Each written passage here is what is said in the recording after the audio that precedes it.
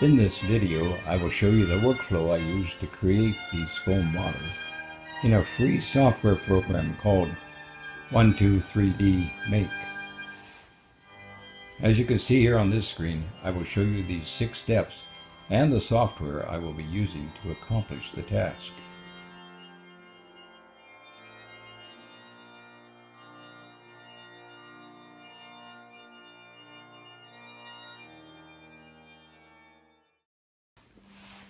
Let's begin by opening Autodesk's 123D Make, and I will load a 3D object head that I downloaded for free from TurboSquid.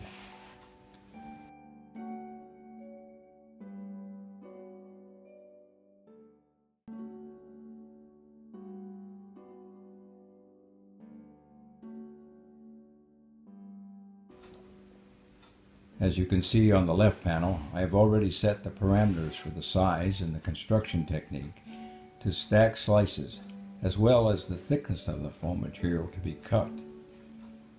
On the right panel, you see that there are 42 pieces to the head on 15 pages, 24 by 8.5 inches.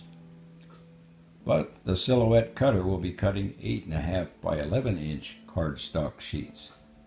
I'll explain later in the video. In the meantime, let me load the cutting plans that we will export to a PDF file. As you can see at the bottom of the screen, there's an export button, and we will choose PDF as our file type and click the export button.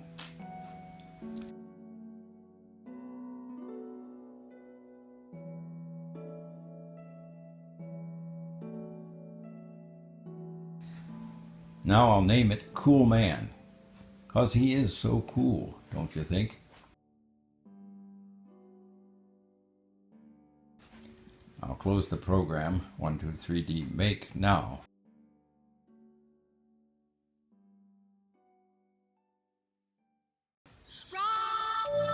Now, as you see here, I'm going to open Apple's Preview, the PDF software that comes free on every Macintosh computer.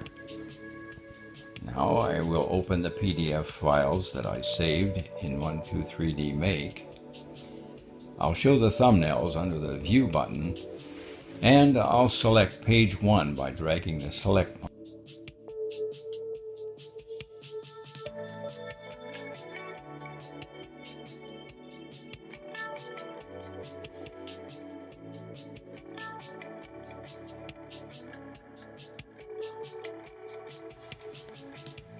Let's get a better view of it.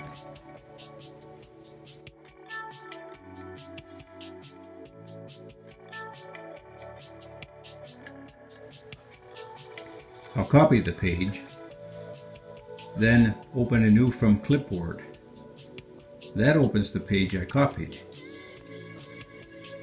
Now I'll save that page as a single page and name it Page 1. Now to repeat that for all 15 of the remaining pages. But I won't make you watch the whole process for 15 pages. When I'm all done, I'll close Preview.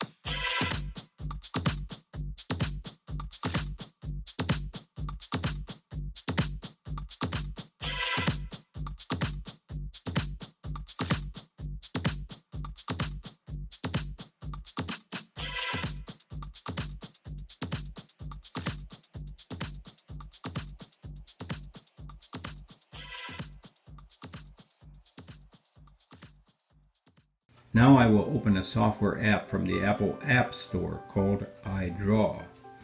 iDraw is available on the Mac App Store for only $24.99. I will use iDraw to convert my saved PDF files to SVG files.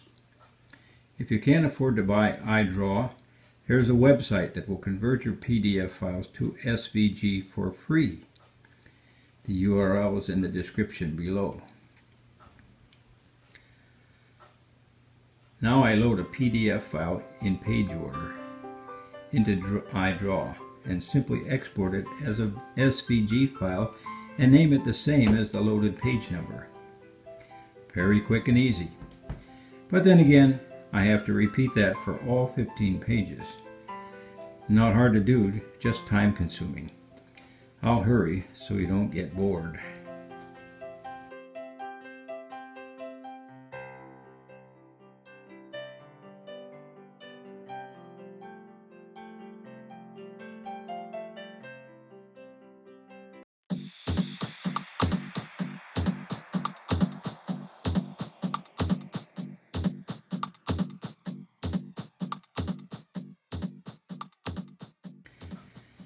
I'll close iDraw and open the free software that comes with the Silhouette Cameo Cutter. It's called Silhouette Studio.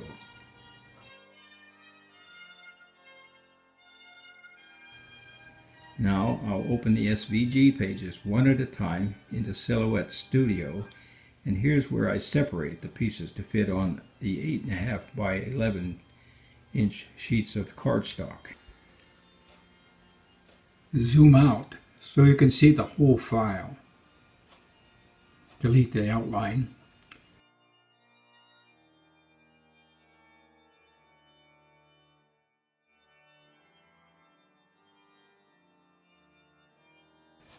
Highlight each part and group them one at a time.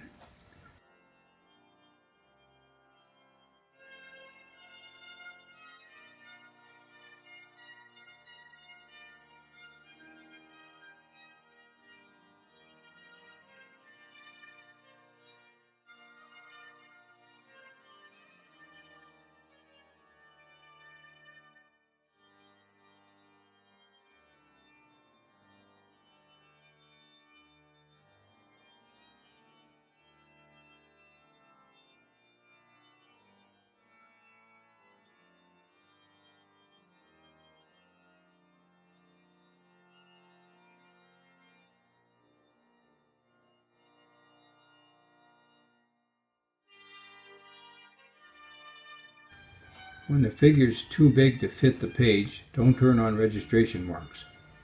As you can see here, the figure is outside the red cutting lines. So we'll turn those off and cut the patterns without having to print them out first. We'll just write the number of the pattern on it with a marker as we cut them out. It saves so much on ink and time this way. However, when the parts are smaller, you can turn on the registration marks. Open the cut settings and choose cardstock. Then turn off the red cutting parameters so the red won't be cut. Load the blank sheet of cardstock.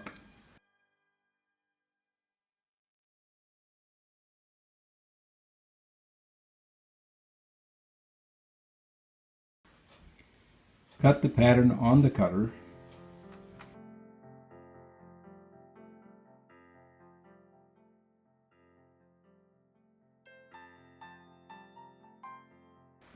Unload the cutter and peel off the pattern and get ready for the next one.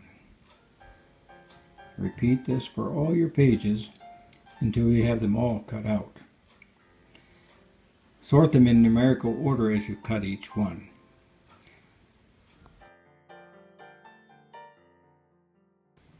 Now get your hot wire foam cutter out. Here is the 1/4 inch pink foam from Home Depot I've used to make my models. However, I can get a much finer model using 1/8 inch foam by stripping the foam core boards that I bought from Hobby Lobby. Here's how I do that. Roughly trace a cardstock pattern on a piece of foam core board and cut it out.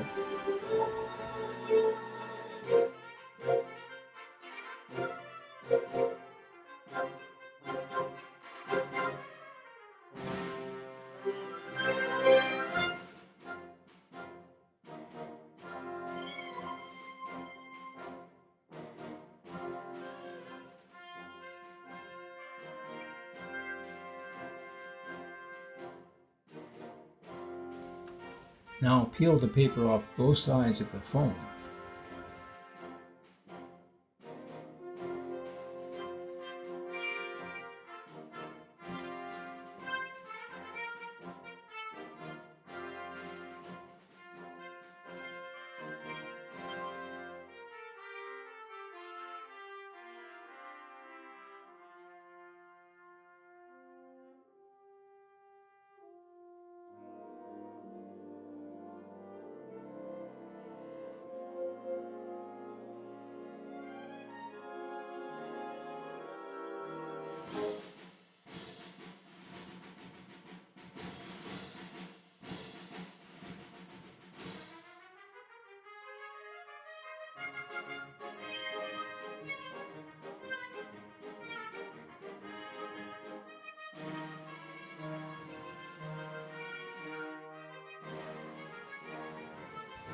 Mark the foam with the number on the pattern.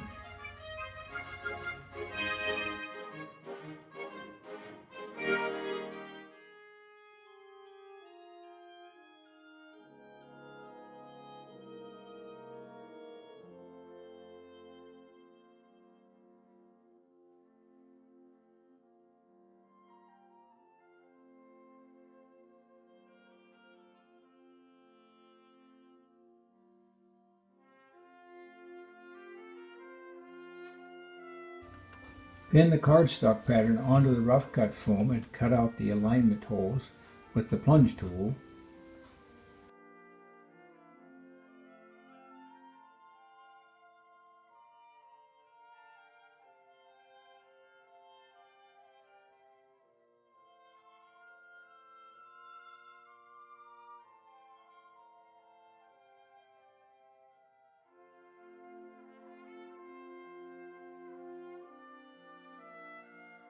Then cut around the pattern with the hot wire tool.